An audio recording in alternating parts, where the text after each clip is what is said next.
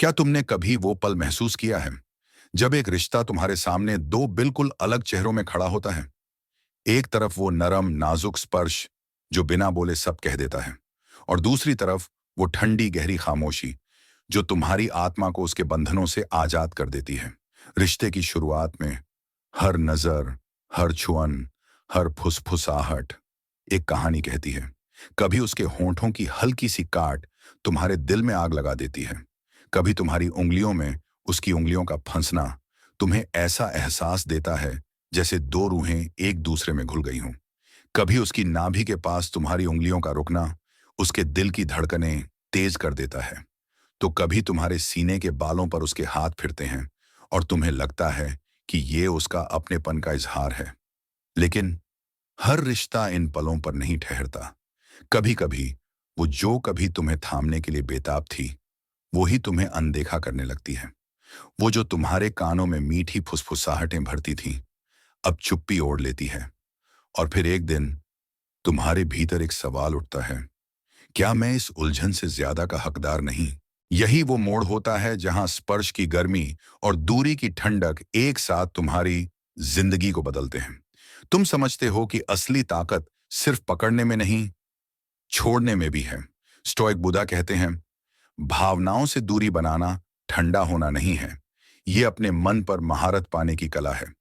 और यहीं से एक नया सफर शुरू होता है, जहां तुम न सिर्फ ये सीखते हो कि किसी को कैसे महसूस कराना है, बल्कि ये भी कि कब खुद को बचाने के लिए उस एहसास से दूर हो जाना है। तो मेरे मित्र, आज हम इस सफर में उतरेंगे जहां एक औरत की छुपी चाहतों का स्पर्श और तुम्हारी इज्जत से की गई दूरी का सबक मिलकर एक ऐसी कहानी बनाते हैं जो तुम्हें अंदर से बदल देगी। अगर तुम भी इन सच्चाइयों को सुनकर अपनी सोच को ऊंचा उठाना चाहते हो, तो अभी चैनल सब्सक्राइब करो, क्योंकि आगे जो आने वाला है वो तुम्हारे दिल, दिमाग और आत्मा तीनों को छूने वाला है। जब एक महिला तुम्हारे साथ होती है, तो उसका शरीर और मन दोनों तुम्हें अलग अलग भाषा में कहानियां सुनाते हैं। उसकी उंगलियों का तुम्हारे सीने पर ठहरना, उसकी सांसों का तुम्हारे कान के पास गर्म हो जाना, उसके गुप्त हिस्सों का तुम्हारे धैर्यपूर्ण स्पर्श की प्रतीक्षा करना, ये सब सिर्फ शारीरिक संकेत नहीं होते, ये उसकी आत्मा का निमंत्रण होते हैं। वो चाहती है कि तुम उसके हर कोने को महसूस करो, धीरे धीरे, बिना जल्दबाजी के, जैसे कोई कवि अपने सबसे प्रिय शब्द को बार बार पढ़ता है। लेकिन अगर ये संकेत बार बार अनदेखे हो जाएं, अगर उसकी चाहतें तुम्हारे हाथों की गर्माहट तक न पहुंचे, तो एक दिन वो खामोशी ओढ़ लेती है। और वही खामोशी, वही दूरी एक पुरुष के लिए सबसे बड़ा सदमा बन जाती है। क्योंकि सच ये है कि एक महिला के लिए ये क्षण सिर्फ शरीर को छूने के नहीं होते, ये आत्मा तक पहुंचने का रास्ता होते हैं। जब तुम उसकी नाभि के पास ठहरते हो या उसकी पीठ के निचले हिस्से को हल्के से सहलाते हो, तो वो सिर्फ स्पर्श नहीं, बल्कि तुम्हारे हाथों में अपने भरोसे का वजन रखती है। और जब ये स्पर्श गायब हो जाते हैं, तो उसके साथ वो भरोसा भी धीरे धीरे मरने लगता है। एक दिन आता है जब वो तुम्हारी तरफ वैसे नहीं देखती जैसे पहले देखा करती थी। तुम्हारे पास उसकी मौजूदगी होती है, लेकिन उसकी आत्मा अब कहीं और भटक रही होती है। मोहित और अनाया की शादी को 4 साल हो चुके थे। शुरुआत में अनाया मोहित के सीने पर सिर रखकर उसकी धड़कनें गिनती थी। रात को सोने से पहले वो उसके कान में धीमे से कहती, तुम मेरे सुकून हो। वो उसकी उंगलियों में अपनी उंगलियां उलझाकर घंटों बातें करती, जैसे समय वहीं रुक गया हो। लेकिन धीरे धीरे मोहित ने इन पलों को मामूली समझ लिया।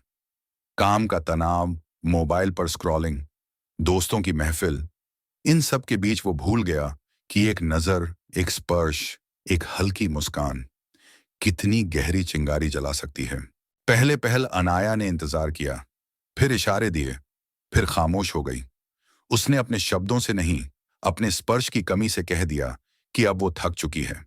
और मोहित ने पहली बार महसूस किया कि जिस गर्माहट को उसने हल्के में लिया था, वो अब ठंडी हो चुकी है। यही वो सदमा है जो एक पुरुष को भीतर से हिला देता है। क्योंकि यहां दर्द सिर्फ उसके जाने का नहीं होता। दर्द इस बात का होता है कि उसकी आंखों में जो चमक कभी सिर्फ तुम्हारे लिए थी, वो अब बुझ चुकी है। तुम्हारे लिए वो शायद अब भी मौजूद हो, लेकिन उसका दिल अब तुम्हारे पास नहीं है। और स्टोइक बुद्धा कहता है, जो चीज तुम्हारे नियंत्रण में नहीं, उसके जाने पर रो मत, बल्कि उसे एक शिक्षक समझो जिसने तुम्हें कद्र करना सिखाया। यही पहला सबक है स्पर्श का वादा निभाओ, वरना एक दिन तुम्हारे हाथों से वो छूट जाएगा जिसे तुमने हमेशा के लिए अपना समझा था। कभी कभी रिश्ते की सबसे गहरी यादें वो नहीं होती जो बड़ी और शोरगुल वाली हों, बल्कि वो होती हैं जो एक क्षण में, एक स्पर्श में, एक हल्के दबाव में कैद हो जाती हैं। जब एक महिला तुम्हारे होंठों पर अपने होंठ टिकाती है और तुम सिर्फ चूमते नहीं, बल्कि हल्के से काटते हो, सलीके से, प्यार और तड़प के मेल के साथ, तो उसके भीतर एक मीठी उत्तेजना उठती है। ये सिर्फ शरीर की प्रतिक्रिया नहीं होती, ये उसके मन में यह भरोसा जगाती है कि ये आदमी मेरी हर भावना को समझता है। लेकिन जब ये छोटे छोटे पल गायब हो जाते हैं, जब होंठ सिर्फ एक औपचारिक स्पर्श में बदल जाते हैं, तब वो भीतर से महसूस करने लगती है कि शायद उसकी गहराई तुम्हारे लिए अब उतनी मायने नहीं रखती। यही वो जगह है जहां रिश्ते में पहला बड़ा दरार आता है, जब प्यार के इशारे आदतों में बदल जाते हैं और आदतें लापरवाही में, और जब ये एहसास उसे होता है कि अब तुम्हारे चुंबनों में वो कसक नहीं, तो उसके दिल में एक ठंडी लहर दौड़ जाती है। तब शुरू होता है पछतावे और आत्मचिंतन का लंबा सफर। वो अपने मन में रिश्ते की हर छोटी बड़ी याद को दोहराती है, सोचती है कि कहाँ उसने तुम्हारी कद्र कम की, कहाँ उसने तुम्हारे इशारों को हल्के में लिया। आरव और मीरा की मुलाकात कॉलेज में हुई थी। उनके रिश्ते की शुरुआत मासूमियत और गहरे आकर्षण से हुई थी। मीरा को आरव की सबसे प्यारी आदत ये थी कि जब भी वो उसे चूमता, तो आखिर में उसके होंठ हल्के से काटता, जैसे कह रहा हो, तुम मेरी हो, सिर्फ मेरी। लेकिन साल बीतते गए और जिंदगी की दौड़ में वो चुंबन बदल गए। अब वो जल्दी जल्दी, बिना एहसास के होते, जैसे किसी लिस्ट में टिक लगाने का काम हो। शुरुआत में मीरा ने इसे नजरअंदाज किया, फिर इस बदलाव को समझने की कोशिश की, लेकिन एक दिन उसे एहसास हुआ कि यह सिर्फ चुंबनों की बात नहीं, ये पूरे रिश्ते की थकान है। और जब आरव उससे दूर हो गया, तब मीरा हर रात उन पुराने पलों को याद करती, वो कोमल काट, वो मुस्कान, वो नजदीकी, और सोचती, कहीं मैंने ही उसे इतना दूर तो नहीं कर दिया। यही पछतावे की शुरुआत होती है, धीमी लेकिन बहुत गहरी। वो तुम्हारे हर अच्छे पल को याद करके खुद से सवाल पूछती है, क्या मैंने उसकी कद्र की? क्या मैं इतनी व्यस्त थी कि उसके एहसास को महसूस ही नहीं कर पाई? और जितना ये पछतावा बढ़ता है, उतना ही वो समझती है कि किसी को खोना सिर्फ उसकी मौजूदगी खोना नहीं होता, ये उस अनकहे एहसास को खोना होता है जो तुम्हारे होंठों से उसके दिल तक पहुंचता था। स्टोइक बुधा यहां फुसफुसाता है, आत्मा अपने विचारों के रंग में रंग जाती है। जब उसके विचार पछतावे से भर जाते हैं, तो वो धीरे धीरे ये सीखने लगती है कि प्यार सिर्फ शब्दों में नहीं, उन छोटे छोटे इशारों में जिंदा रहता है जिन्हें हम अक्सर हल्के में ले लेते हैं। कभी सोचा है कि एक महिला जब तुम्हारे सीने पर अपना हाथ रखती है, तो वो सिर्फ त्वचा को नहीं छू रही होती, वो उस दिल को महसूस कर रही होती है जो उसके लिए धड़क रहा है। जब उसकी उंगलियां तुम्हारे सीने के बालों में उलझती हैं, तो वो सिर्फ खेल नहीं, एक इशारा होता है, तुम मेरे हो और मैं तुम्हारी हूं। ये पल उसे सुरक्षा भी देते हैं और अधिकार का एहसास भी। लेकिन जब ये अपनापन धीरे धीरे कम होने लगता है, जब तुम्हारा सीना उसके हाथों के लिए अजनबी हो जाता है, तो उसके दिल में एक खालीपन पनपने लगता है। वो खालीपन जो उसे फिर से जुड़ने की ख्वाहिश की ओर खींचता है। रिश्ते में दूरी आ जाने के बाद कई बार ये ख्वाहिश अचानक सामने नहीं आती। शुरुआत में वो बस तुम्हें सोशल मीडिया पर ढूंढती है, तुम्हारी तस्वीरों पर अटक जाती है, तुम्हारे नाम को कॉन्टैक्ट लिस्ट में देखती है, लेकिन मैसेज नहीं करती। धीरे धीरे उसकी ये ख्वाहिश एक योजना बन जाती है, क्या मैं उसे फिर से अपनी जिंदगी में ला सकती हूँ? लेकिन ये वापसी हमेशा प्यार के लिए नहीं होती। कई बार ये अपने पुराने असर को वापस पाने की कोशिश होती है। विवेक और तन्वी का रिश्ता कॉलेज के दिनों में शुरू हुआ था। तन्वी को विवेक का एक अंदाज बहुत पसंद था। जब भी वो उदास होती, विवेक उसे पास खींचकर अपने सीने से लगा लेता और तन्वी की उंगलियां उसके सीने के बालों में उलझ जाती। वो कहती, यहां मुझे पूरी दुनिया से ज्यादा सुरक्षित महसूस होता है। लेकिन कुछ साल बाद विवेक बदल गया। अब वो उतना पास नहीं आता, उतना थाम कर नहीं रखता। रिश्ते में अनकही दूरियां आ गईं।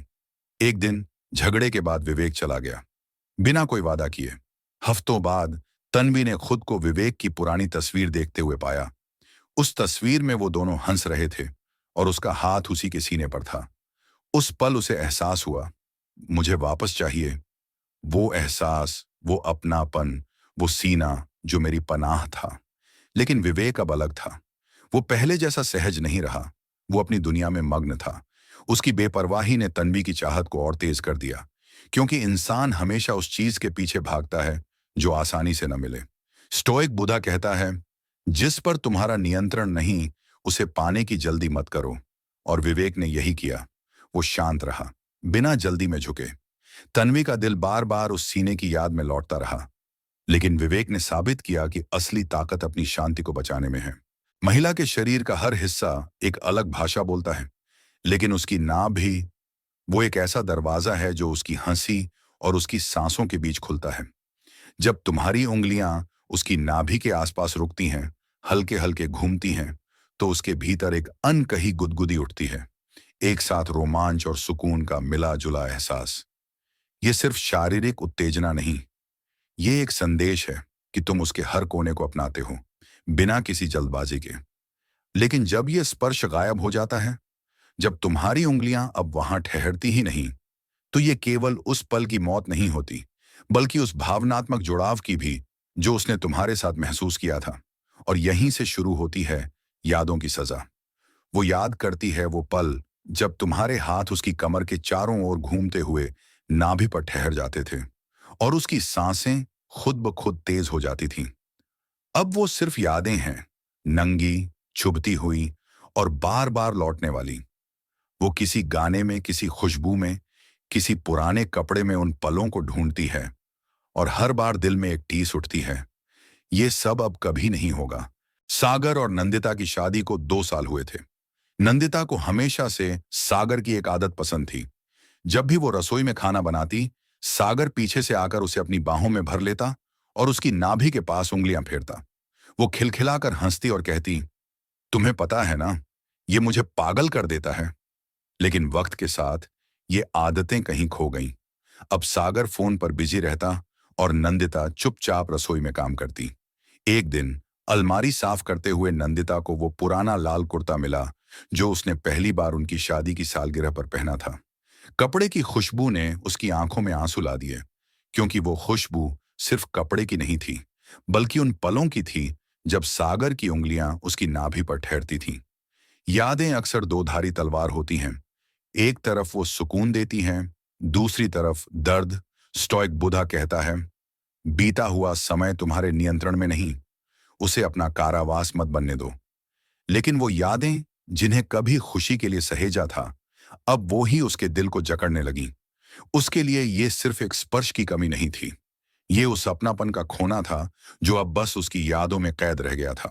महिला की पीठ का निचला हिस्सा, वो जगह है जहां उसकी सांस और उसकी रूह दोनों एक साथ कांपते हैं। जब तुम्हारे हाथ वहां हल्के से घूमते हैं, तो वो सिर्फ उसकी त्वचा को नहीं, उसकी आत्मा को छू रहे होते हैं। ये वो स्पर्श है जिसमें सुरक्षा भी है और वासना भी, अपनापन भी है और अधिकार भी। और जब ये एहसास बार बार मिले, तो एक महिला तुम्हें सिर्फ अपना प्रेमी नहीं, अपना आश्रय मानने लगती है। लेकिन जब ये स्पर्श गायब हो जाता है, जब तुम्हारे हाथ अब उसकी पीठ पर वैसे नहीं ठहरते, जब तुम्हारी उंगलियों में वो गर्मी नहीं रहती, तो वो क्या होता अगर के गहरे जाल में फंसने लगती है। क्या होता अगर मैंने उसे ज्यादा थामा होता? क्या होता अगर मैंने उसके स्पर्श की कद्र की होती?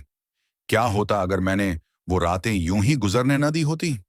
ये सवाल उसके मन में एक पुरानी फिल्म की तरह चलते रहते हैं, बार बार, हर दिन, हर रात। आर्यन और कविता की शादी में हमेशा एक खासियत रही थी। जब भी कविता गुस्से में होती, आर्यन पीछे से आकर उसकी पीठ के निचले हिस्से पर अपना हाथ रख देता। वो बिना कुछ कहे शांत हो जाती, जैसे किसी ने उसके अंदर उठते तूफान को थाम लिया हो। लेकिन वक्त बदलता है, और आदतें भी। अब लड़ाई के बाद आर्यन कमरे से बाहर चला जाता और कविता अकेले अपने आंसू पोंछती। एक रात पुराने फोटो एल्बम में उसे एक तस्वीर मिली। आर्यन ने उसे पीछे से थाम रखा था और उसकी मुस्कान पूरे चेहरे पर फैली थी। वो तस्वीर देखते ही कविता के मन में ख्याल आया, क्या होता अगर ये एहसास कभी खत्म न हुआ होता? लेकिन सच्चाई ये थी कि वक्त पीछे नहीं जाता। स्टोइक बुद्धा कहता है, हम अक्सर ख्यालों में ज्यादा दुख झेलते हैं, हकीकत में नहीं। कविता का दिल चाहत और पछतावे के बीच झूलता रहा, लेकिन वो जानती थी कि अब उस पीठ के स्पर्श की गर्मी सिर्फ यादों में ही बसी रहेगी। और आर्यन, उसने भी समझ लिया था कि अगर वो पल लौट भी आए तो शायद वैसा जादू अब कभी नहीं होगा। एक महिला के लिए कान में डाली गई हल्की सांस, एक फुसफुसाहट, एक अनसुना सा शब्द, ये सब सिर्फ ध्वनि नहीं होते। ये एक मनोवैज्ञानिक दरवाजा होते हैं जो उसके दिल के सबसे नाजुक हिस्से को खोलते हैं। जब तुम उसके कान के पास कुछ गहराई से कहते हो या सिर्फ अपनी गर्म सांस छोड़ते हो, तो उसका पूरा शरीर उस एक पल में सिहर उठता है। ये एहसास उसे बताता है कि तुम सिर्फ उसके शरीर से नहीं, उसकी आत्मा से जुड़ रहे हो। लेकिन जब ये पल गायब हो जाते हैं, जब तुम्हारी बातें उसकी चुप्पी में डूब जाती हैं, तब धीरे धीरे उसकी आंखें तुम्हें नए नजरिए से देखने लगती हैं। और उस नजर में एक स्वीकार होता है, तुम खास हो, और शायद मैंने तुम्हें खोकर अपनी सबसे बड़ी गलती की। ये मान लेना आसान नहीं होता, क्योंकि अहंकार और जिद अक्सर रास्ता रोक लेते हैं। लेकिन समय के साथ जब तुम्हारी छवि उसकी यादों में बार बार लौटती है, तो ये सच दबाया नहीं जा सकता। निर्मल और आयुषी का रिश्ता कई सालों तक चला। निर्मल को आदत थी, जब भी वो पास बैठते तो आयुषी के कान में हल्के से कहता, तुम मेरे लिए दुनिया की सबसे कीमती चीज हो। और हर बार आयुषी के गालों पर मुस्कान फैल जाती, उसकी सांसें थम सी जाती। लेकिन सालों बाद हालात बदल गए। अब बातचीत छोटी छोटी बातों तक सीमित थी और वो फुसफुसाहटें गायब हो गईं। निर्मल चला गया, बिना कोई शोर किए, बस अपनी शांति को बचाते हुए। महीनों बाद एक पार्टी में आयुषी ने उसे दूर से देखा। वो अब भी उतना ही संयमी, उतना ही स्थिर था। उसके कानों में जैसे खुद ब खुद वो पुरानी फुसफुसाहट गूंज गई। तुम मेरे लिए दुनिया की सबसे कीमती चीज हो। उसने महसूस किया कि ये सिर्फ शब्द नहीं थे, ये उसकी कीमत का ऐलान थे। और शायद वो कीमत उसने बहुत देर से समझी। स्टोइक बुद्धा कहता है, तुम्हारी खासियत इस बात में है कि तुम अपने सिद्धांतों को छोटी मोटी भावनाओं से ऊपर रखते हो। जब तुम अपनी शांति और अपने मूल्यों को बचाते हो, तो तुम्हारा असर उन पर और गहरा हो जाता है। और यही असर तुम्हें उनकी यादों में हमेशा के लिए जिंदा रखता है। तो मेरे दोस्तों, आज हमने उस सफर को महसूस किया जिसमें एक महिला के दिल की गुप्त चाहतें और एक पुरुष की स्टोइक दूरी दोनों साथ साथ चलती हैं। हमने जाना कि एक हल्का स्पर्श, एक नजदीकी, एक फुसफुसाहट कितनी गहरी छाप छोड़ सकती है। लेकिन साथ ही ये भी समझा कि कभी कभी वही छाप तब सबसे ज्यादा असर करती है जब तुम अपने सिद्धांतों पर खड़े रहकर दूरी बना लेते हो। क्योंकि प्यार सिर्फ पाने का नाम नहीं, ये समझने का नाम है कि कब थामना है और कब छोड़ देना है। एक महिला की आत्मा को छूने के लिए तुम्हारे हाथों का कोमल होना जरूरी है, और अपनी आत्मा को बचाने के लिए तुम्हारे इरादों का कठोर होना जरूरी है। स्टोइक बुद्धा हमें सिखाता है, मायने यह नहीं रखता कि दुनिया तुम्हारे साथ क्या करती है, मायने यह रखता है कि तुम उसका जवाब कैसे देते हो। अगर तुम अपनी शांति, अपनी कीमत और अपने सिद्धांतों को थामे रखते हो, तो चाहे रिश्ता बना रहे या खत्म हो जाए, तुम अपनी जिंदगी में हमेशा विजेता रहते हो। याद रखो, किसी की यादों में जिंदा रहने का सबसे पक्का तरीका है उसके दिल पर वो छाप छोड़ना जो तुम्हारे जाने के बाद भी मिट ना सके। और वो छाप सिर्फ शब्दों से नहीं, तुम्हारे स्पर्श, तुम्हारे व्यवहार और तुम्हारे सिद्धांतों से बनती है। तो मेरे वीर, प्यार करो, लेकिन अपनी आत्मा की कीमत पर नहीं। थामो, लेकिन अपने सम्मान को गिरवी रखकर नहीं।